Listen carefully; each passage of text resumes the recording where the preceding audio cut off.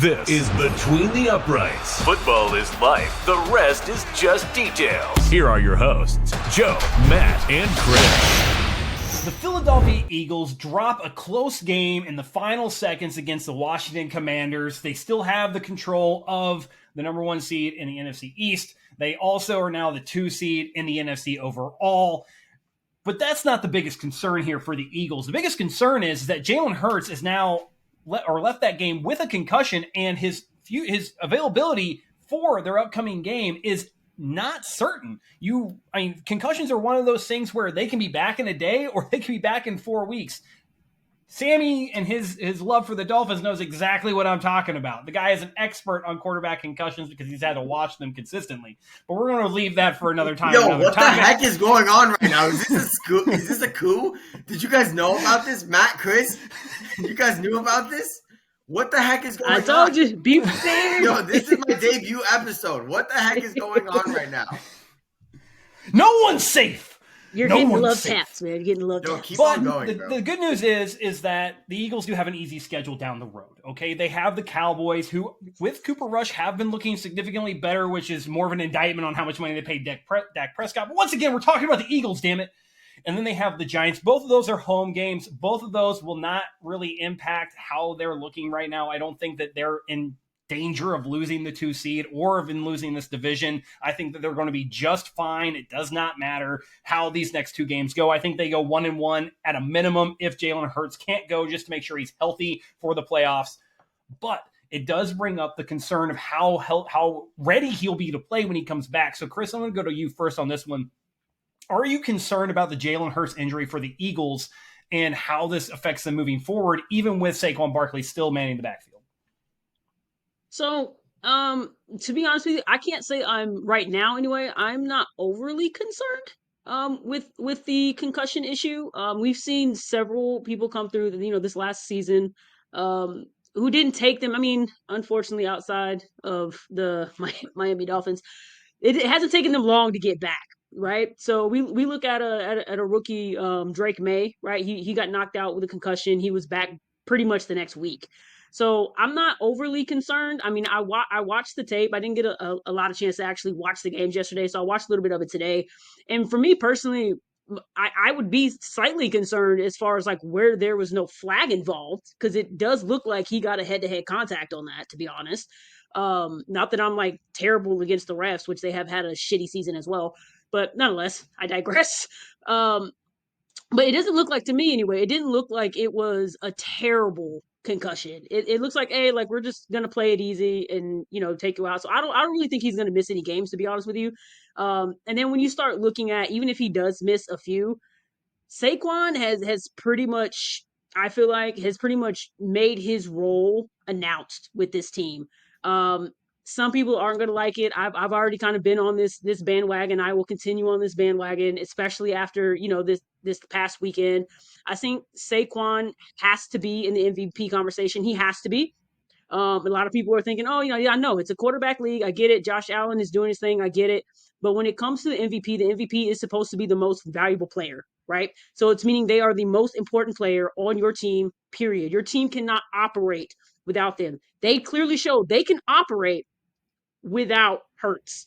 They cannot operate without Saquon Barkley, because this would have been a completely different game if Saquon Barkley would have been the one that got hurt. So I feel like that's the biggest deal. And that would be the biggest thing to worry about. Now, obviously, you have Jaden Daniels, who's out there kind of doing his thing, which, obviously, like he's in that talk as far as, the rookie of the year type of situation. But when it comes to the Eagles, I am going to stay on the bandwagon that I've been on. I know that they lost mostly because they lost their QB in the first quarter, mind you that, because before that they were pretty much doing whatever they wanted to do. So they lost him early on. They had some huge penalties that I think kept the Commanders in early on and just kind of allowed them to kind of find their own rhythm. And then there were some horrendous third downs, which was their biggest issue. So if you notice that, the Eagles were 3-16 on third down, which is 18%, which is the lowest of the season. So they have an average, just on like an average third down percentage over the year was 42.8, So you're talking about basically almost a 30% difference when it comes to third downs, and that's where you're going to miss your quarterback. But that's where you are going to expect Saquon Barkley to have, if he misses time, Saquon Barkley to kind of take that portion over, and they're going to have to change that offensive scheme based on what they have. They did have some big missed opportunities in the second quarter. They had a huge play down the field with AJ Brown after the defense comes away with a fumble. It was recovered by I always forget how to say his name. The rookie quarterback. I'll leave it at that. I don't know how to say his name. Cooper DeJean. Cooper DeJean. Cooper DeJean. There you go. But I think he should be in the conversation when it comes to a rookie defensive of the year. I think he's doing amazing. And then, you get that big, it's basically like a 40-yard bomb that AJ Brown gets, and then they pretty much have to punt afterwards. So there was nothing there. Where I think you would see a little bit of a difference between Pickens and lost my train of thought. Jalen Hurts. Yeah. So when you lose like Jalen Hurts, I think there would have been a huge difference in how that would have played out. We know the tush push is a thing with Hurts. You didn't really see it with Pickens, so they had a 4th and 1 that they easily probably could have converted had Hurts not been hurt. So you see some big moments for them there where there's some differences, but I would definitely say it's a third down percentage that was their lowest, that in the penalties for sure. But I still look at this team and some of the big plays, that their defense has made during the game. And I believe if the defense can play 4 solid quarters in one game, winner take all battle, I think they still have a great opportunity against almost any team in the NFC come playoff, whether they are on the road or hosting a playoff game in Philly. And I don't know if y'all have ever been to Philly, but I had my brief stretch of Philly last weekend. And let me tell you, between the fans and the weather and the atmosphere, nobody in the NFC wants to have to go down there and try to beat the Eagles because it's going to be extremely competitive. So I'm not really concerned about them. I think they're going to keep doing what they're doing. I don't think Hurts is going to lose any time. And I still have them listed, even though I think their percentage to actually get the number 1 seed now is down to like 4%. So that likely isn't going to happen at this point. But I do think they will probably have a good opportunity to have one of the games come down to Philly. And I expect them to do well in the playoffs, to be honest. As long as Hurts is going and Saquon is still doing what he's doing, which I still feel like he should be an MVP candidate, I think they'll be fine going down the stretch. I mean, I think they're going to be fine as well. Obviously coming off of an injury, trying to get back, get your feet set underneath you as a quarterback, those sorts of things always sort of, hold you back a little bit. How willing are they going to be to really let him do the tush push, coming off a concussion? How is that going to affect their game planning going forward from the offensive perspective? But then again, you also have to look at the defense in this game. You expected them to really be stout. They haven't given up a lot of points. I think they only averaged like 18.5 points against per game. But this is one of 3 games where they allowed 30 or more points, and they're 1-2 in those games. And if you look at some of the offenses in the NFC playoffs right now, every one of those offenses can go off for 30 plus at any given moment. I mean, realistically, in the NFC, there is a plethora of offensive talent. It might be one of the most, comparatively to, you think, like how the AFC has looked outside of like the Bills and the Ravens. The NFC is packed with offensive talent. Like all of the offensive talent seems to be in the NFC right now. So that does concern me a little bit when you start to look at this of, how are they going to compare against playoff teams who are going to be able to put up these points that do have offensive talent, like the Commanders, who honestly aren't even the most formidable offense they're going to see probably in the playoffs right now. So that is a concern for me there. But, Sammy, I got to go to you on this one, man. I'm sorry I brought up the Dolphins, buddy. I know that, I did you dirty on your first episode here. So I'm going to go to you on this one. And I'm going to ask you the same kind of question I asked Chris. Are you concerned with, the Eagles moving forward with the Jalen Hurts injury? And I'm going to add a little twist to it. Are you really impressed with this Commanders team after, a really, really tough win against a really good Eagles team? I'm still not over what you said, so I'm going to go ahead and dwell on the fact that Tua has been fine this year. I will say this about the Eagles, and this is kind of – I still think they're the best team in the league. I want to make this very clear. I think they are the best team in the league when healthy. Obviously, Jalen Hurts has had a concussion, and I think it speaks to how well the offense has been operating, that they are still able to move the ball down the field at a rate where they can win the game. Obviously, after the first quarter, game kind of stagnant, offense kind of stagnated, but they were still going down the field, and frankly, they were putting up points. And they should have won the game. They should have won the game. I'm going to stand on that. I know shoulda, coulda, wouldas. We don't do that here. We don't. But Devontae Smith had it in his hands, man. He had it in his hands. And if he catches that game, the game is essentially over. But I will say, you mentioned the Commanders. What a step. What a step in the right direction to just be able to get a win like this. I mean, the Eagles have been the class of the NFC for the past couple of years, and Washington Commanders have been the laughingstock. And an immediate culture change that was desperately needed has led to a season that I don't think anybody expected from the Washington Commanders. This is their biggest win of the year. And a lot of people are having questions, hey, can this team really compete against the big boys? Can they really compete? And I understand, everybody's like, oh, Jalen Hurts was injured. I want to reiterate that the offense still had to go down the field against the number 1 defense in terms of yards per game, the number 5 defense in terms of points per game, the number 6 defense in terms of third down conversion, and the top 10 red zone scoring defense. So they quite literally had to go up against a defense that, for all consensus, is an elite defense. And Jaden Daniels, a rookie QB, put up 5 touchdowns and 268 passing yards and a game-winning drive. Look, I don't think the Commanders are contenders. I wouldn't go that far. I think they're still a young team with a lot of growing to do, a lot of holes. But this win is this is a win that is very important for a franchise that has been through the ringer for a very, very long time. Now, with that being said, I still think the Eagles will win this division, although it's gonna be a little difficult if Jalen Hurts is hurt. If Jalen Hurts is hurt, this is gonna be an issue.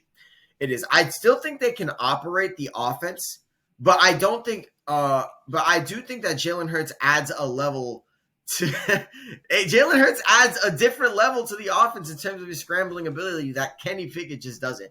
Now, we all know Jalen Hurts doesn't really read the field as well, but he does have a spectacular deep ball. That deep ball was not there for A.J. Brown. It wasn't there for Devontae Smith. It wasn't there for anybody with Kenny Pickett. So while I don't think that Hurts is the most valuable player on this team, I do think I agree with Chris. It is Saquon Barkley. I do think that if you want to win a Super Bowl, which is what the Eagles want to do, you need Jalen Hurts healthy. And Jalen Hurts is what completes them, in my opinion, as the best overall team in the league. Now, I want to reiterate, I know a lot of people are going to be like, what about the Lions? Or what about the Vikings? Or what about the Bills? Which no one has said. The Lions, the only reason I'm not that in on the Lions, which ironically, me and Matt on the other show last year had a bit of a discussion concerning this. I was in on the Lions for most of the year this year, and then they turned into a hospital. And I was just thinking to myself, oh, well, I guess they're cooked then, because they're a hospital. That's what I thought to myself. So, yeah, that's why I'm out on them, Matt. That's if you're wondering. The Eagles are the best team in the league. We can move on.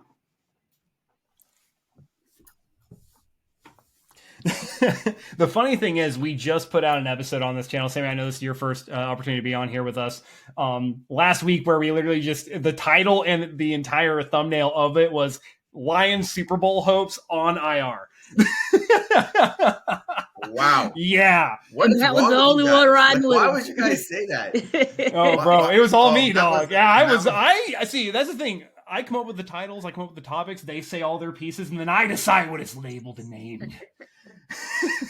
And that's why Vikings fans hate us. Yeah, I'm the reason that a lot of these franchises hate us. I'm with you, Vikings fans. Hey, Vikings fans, by the way, that video sucked. That video should have done terrible, okay?